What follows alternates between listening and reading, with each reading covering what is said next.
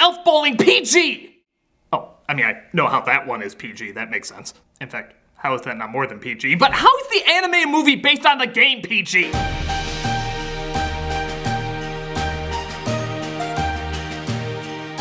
Elf Bowling is based on a computer game from the late 90s about Santa throwing a bowling ball at striking elves. A cute idea, I guess, not really anything that special. So of course it became a big hit. It was spread all throughout the internet and even got picked up by other game consoles, where it was proudly labeled as one of the most enchantingly worst games of all time. Well, the developers must have gotten the idea to do movies because in 2007, Elf Bowling the movie was released to a very similar response. As the tagline asks, can Christmas be spared? Not with your greedy asses making these films. It's okay though, as the back of the box reads, this beautiful computer graphics movie is perfect for the whole family, parental guidance suggested. What are they guiding them on? What elf asses actually look like? There's a lot to get bowled over by, so let's jump right in. Let's take a look at our last Christmas movie of the year. This is Elf Bowling. Ho, ho, ho. So you think you know how Santa Claus became Father Christmas, eh? He traveled from America to Britain. Well, think again. Okay, 2 points for not starting off in any way how I thought this film would start off. Who am I kidding? If this was a Disney film, it'd be Alice and the Curse of the Black Coal. This ship is called the Filthy Toe, and they hold the evilest of pirates known to man, the ones who steal toys and sell them for profit. We steal toys and sell them back to little Granny. So that's what happened to the SS Toys R Us. Put all them crates of stolen toys in me cabin and make it snappy, you barnacle butts. What did Bizarro Captain Crunch just say? Make it snappy, you barnacle butts. Okay. I don't know what the rest of the film is gonna give me, but I thank it for adding barnacle butts to my dictionary of obscurely confusing insults. I'll put it next to an oldie but a goodie. We get our first major dilemma this movie puts forth to us. Who pooped in the peanut barrel? Who pooped in the peanut barrel? Barnacle butts and pooping in peanut barrels. I have to give the film credit for setting the bar so low even a gnat couldn't limbo under it. Deliver to the poor wee one's orphanage. So Santa sends some of his toys to an orphanage, and I'm already confused. Oh, me little ones, I owes you this and much, much more for what me and me brother stole o'er the years. Me motivation flips more than HGTV's fall lineup. In his off time, Captain Santa non-surprisingly enjoys bowling, but the crew finds out he's been scamming them out of money by telling his half-brother Dingle to rig the score. So they're tossed overboard. Meanwhile, in the North Pole, we see one of the elves skiing. Clearly stoned out of his mind. Nyah! Blinking's for sobers. He finds the two frozen pirates washed up on the hill. The ocean has a really good arm. And all the elves gather around to do various impressions of Rupert Everett's career. They look like hairy monsters to me. Don't worry, Candle. He's the Great Whitebeard. Lex, what the dingle bobs are they, and what are you gonna do with them? Thaw him out. By asking Xandar. Never thaw out monsters. Oldest rule in the book. Well, stand back, because I'm rewriting the book. By Silver Surfer's left nut, I command you to thaw. Who be you, sniveling pipsqueaks? At first, the pirates want to attack, but Santa gets an idea. I love you. What is this place? It's the North Pole. Welcome to you and your pet rat, Whitebeard. That rat is me half-brother Dingle, to whom I'm bound forever by blood. Well, I find that's true for most Dingles. The two of them express their thanks to the elves and lie about them being pirates. You two wouldn't be pirates now, would ya? Pirates? What gives you that idea? We're just Packers fans! They're shown the North Pole, and I'll admit the main workshop is actually a pretty unique design, as they explain that a lot of their productivity is very magic ball oriented. If I had me that mystic ball, I could steal every toy from here to Timbuktu. Maybe I could even get skin not made out of Play-Doh. But what do the elves do with the toys if they don't deliver them to kids? We play with them, and then store them in that mountain over there. Like I said, clearly stoned off their asses. But the elves start marching towards them in anger, and Santa and Dingle think they're onto them and try throwing a ball at them. Oh, so they weren't onto him. They were just showing off their angry march exercise to the newcomers. You know, if he was an NRA Santa, you'd all be bloody fruitcake. Santa explains he was just playing his favorite game, elf bowling. Me favorite game, lad. Bowling. Elf bowling, that is. Pretty lame connection, considering the game already had a very laid out story, but your 5-year-old's already drunk on eggnog from watching this, so who's complaining? What are they doing? It's a surefire sign they like you, Whitebeard. The honorary shit throwing to follow is also a sign of high flattery. They have their best chef make Santa a strudel, but there's another cream-filled pastry both of them seem to be thinking about. Rather you keep your hot strudel in your pants. Now we know where the PG came from. Christ, elf bowling! You know, a little something for the adults, because clearly a lot of grown-ups will be watching a film with armpit farts in it. Who am I kidding? If this was a hit, that's totally possible. Hey, buddy, What do you want? can I interest you in some hot mittens? They just fell off the truck. What? I haven't seen a character so smoothly introduced since I found out about Katana's back-having abilities. He's got my back.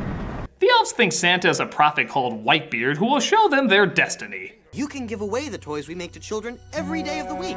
Nah, too much work. How about you just give them the toys on one special day of the year? Semi-leaning on their religious upbringing, Creasters still get a pass. Santa agrees, and they give him a magic hat that clearly didn't get his measurements ahead of time. It's fine, as long as he doesn't put on any weight. He's introduced to all the different elves who will help him make the gifts. First, there's Rapple, who's in charge of packaging. Yo, when the presents need wrapping, I'm the one make it happen. My feet start tapping. Oh god, I'm having Rap City Street Kids flashbacks. Hide all your Walter Joneses! After he's introduced to everybody, one of the elves gives him a bit of advice. Elves need to be happy, their hearts must brim with joy. Oh, thank God, it's a musical. The elf who is able to make toys.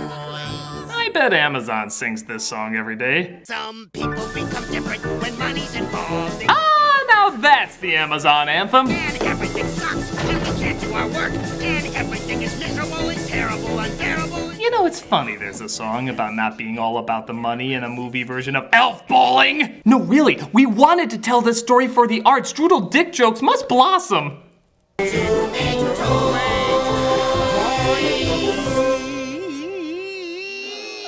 Are they screeching at his voice or his Muppet Ghost of Christmas Present wearing the Burger King skin as a face mask? I'm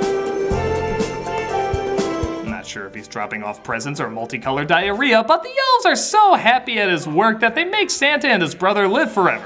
By the way, anyone else notice this kid's film has kind of a sick sense of humor? Which I'd be fine with if most of the jokes weren't this. These go together like peanut butter and peanut allergies. Dingle, on the other hand, kept trying to scheme people for eons and eons, and Santa kept having to bail him out. You know, after literally hundreds of years of this, would you revoke his immortality card? Santa ends up marrying the chef, who it looks like is fed up with her brother leeching off them. That's it! It's either my strudel or death vet noodle. Did she say it's either my strudel or death with noodle? It's either my strudel or death vet noodle. With food having so many double entendres in this, I don't want to know what that means. You've been sleeping on me couch for 600 years. You got 1 week to find yourself a nice bachelor igloo. Might I suggest not picking the one from North? They get their Kathy Bateses to do some risque things. Dingle calls upon his 2 hench penguins to hatch a plan. Because this time, Santa ain't coming to town. Might I also add, ow!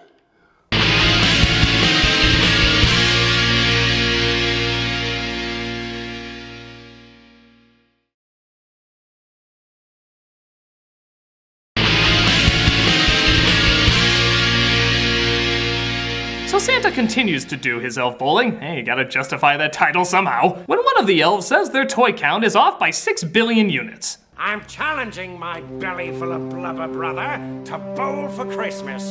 Winner takes all! That makes about as much sense as dueling to be the head of government. Where's our push for Academy Awards?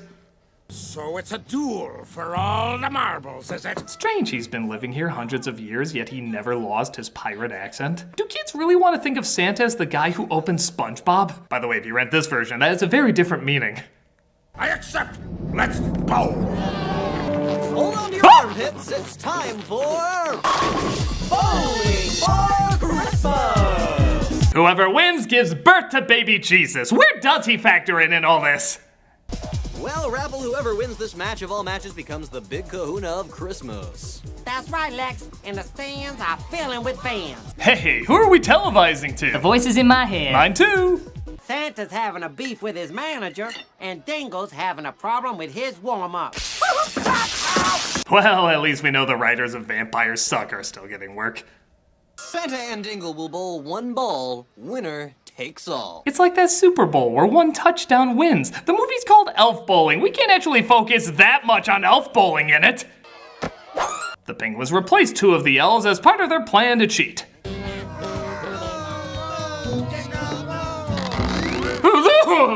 Dingle seems to be stretching his neck in a terrifying nature I can only assume came from Satan, Prince of Darkness. Oh yeah, that's definitely Beelzebub.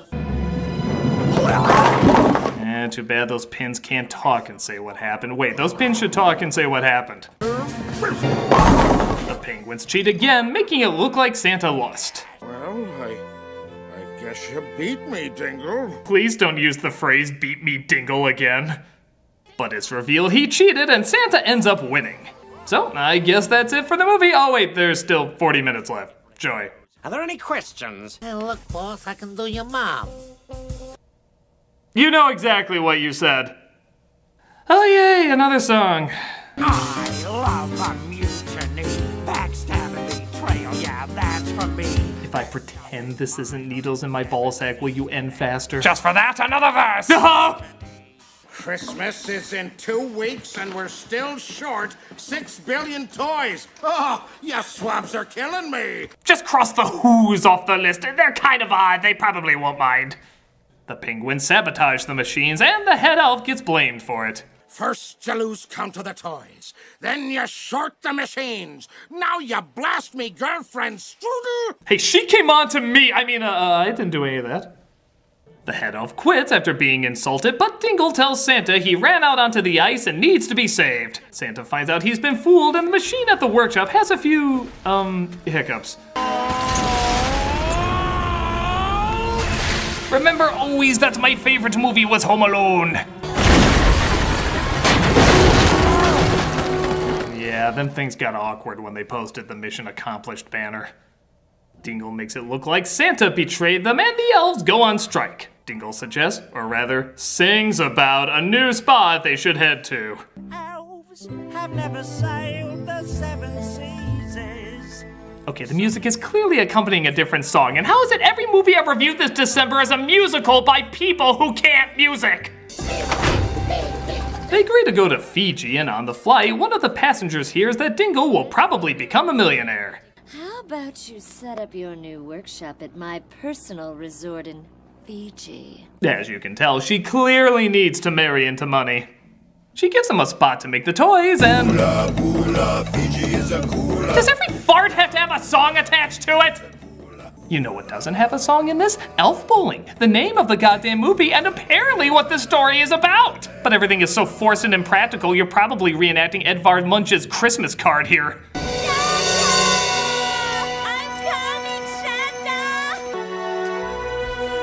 His warm heart literally melts the ice. Though let's be honest, something else probably broke through first.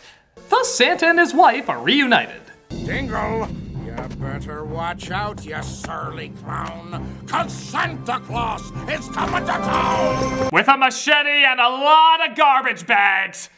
Dingle rebuilds the place as a sweatshop where he hypnotizes the elves to make the toys against their will. Yeah, well, Santy's in the frozen food aisle, and you're about to check out! Price check on minced elf meat. I got this cash register just for that joke. I like wasting my spare time. Dingle steals the orb and zaps the elf with it, which calls for, what else? Another goddamn song. Slavery makes the world go round. I'm immediately uncomfortable with this one, so I'm just skipping it. Santa tries to stop them, but Dingle uses the orb to make stone bodyguards and buries Santa in the sand. Santa, what are you doing here? An impression of Ted Danson from Creepshow. What do you think I'm doing? He gets him free, and the chief of the island uses his music to... I guess make a lady in the fire. Nothing surprises me anymore. Awesome booty. like pie. They get inside and snap the elves out of their hypnosis by just spinning the wheel the other way. I have to admit that's a little funny. Dingle tricked us. He wrote that letter, not Santa. I trusted that guy who literally had hundreds of years of crimes under his belt. Let's get him, elves!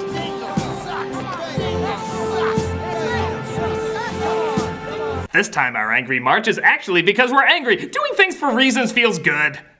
Santa chases his brother while his wife and the owner of the resort, well, I'm just gonna take a wild guess and say they're not above a catfight. She puts her strudel in her mouth. At this point, I don't care how you take that. While the head elf uses his sudden magical powers to get the orb to shock Dingle. So, now what? I'm making a second public challenge. I propose Santa and me bowl for Christmas again. I see what you did there. You did horribly and wasted the time of everybody involved, but I see what you did there. So they do elf bowling again, and once again, Dingle tries to cheat. Christ, does every game need James Randi to oversee it? Well, the elves are dead, so I think that counts as a strike. Actually, they're somehow untouched, which once again concludes that Dingle wins. Bola, wait! Dingle cheated! What, you mean coconuts don't explode? Well, I don't know what to believe anymore! So once again, they hand victory to Santa, Dingle gets his comeuppance, and they're allowed to drop off the toys on Christmas. They even swing by the North Pole one more time. Watch this, Santa. I'm gonna kill any survivors! The workshop is restored! Kinda wondering why they didn't just do that earlier. And they fly on. Yo-ho-ho! And a bottle of... He means... Merry Christmas to all, and to all a good night! That is, if you haven't turned off your DVD players already. We're assuming you have. Here's that picture of Santa with a machine gun again. Hey, it was cooler than anything in this! It probably goes without saying, but this is not a very good film. Its humor is either too childish for adults, too adult for children, or too stupid for both. The animation isn't that great, though weirdly I can't say it's the worst Christmas animation I've seen. And it just feels like it was written in minutes to cash in on an already fading zeitgeist. It's not the worst Christmas special, but it's so disoriented and lazily written that there's very little to get out of it. It's not the worst waste of time, but it's definitely not a fun waste of time. It's just a waste of time. And that's it for December. As well as the studio too. I hope you guys have a really good year, and whatever changes come your way, I hope you make the best of them. I'm the Nostalgia Critic guy, remember, so you don't have to.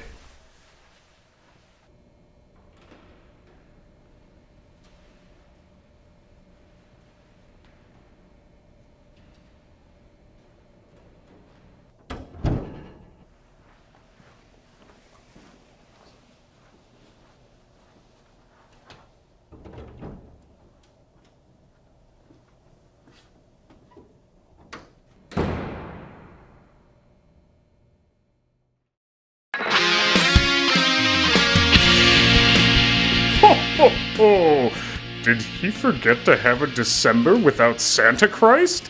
Oh, and I had a good story arc and everything. I entered a wormhole in the sky and woke up in 1961 as Bobo the Astrochimp. I had to make sure this budding astronaut made the space program, or I'd die under cruel animal testing. I had to drink caterpillar juice and crap myself and fumble through space testing and everything. But I guess that wasn't good enough for you, was it? Ho ho, I guess. Wait till Mrs. Christ hears about this. Hey, look, boss, I can do your mom.